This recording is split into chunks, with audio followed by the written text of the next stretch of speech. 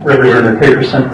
Well, I just wanted to add, let everyone know what actually happened on this bill. It did get out of the House Transportation Committee because we thought it was a great idea, but the emails and the phone calls and all of the stuff from the constituents, there was a misunderstanding about what the bill did. They thought it was, they didn't read the bill. Well, if you'll look at the title of the bill, it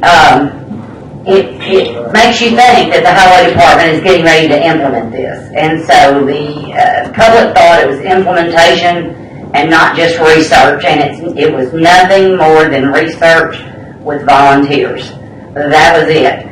But by the time it got ready to run on the House floor, it was, you had everybody all stirred up. It was sort of like a lot of the bills that we get.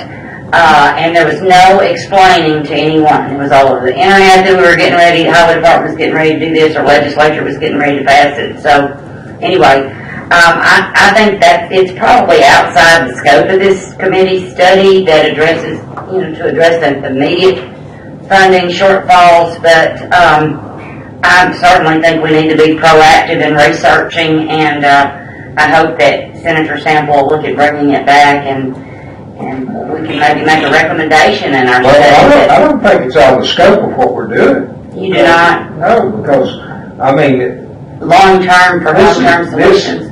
Like we've said, this is a long-term research project that we need to have this particular tool in our basket to take it and look at down the road, because we've got to protect the infrastructure from now, unless we're going to use George Jetson's type old cars.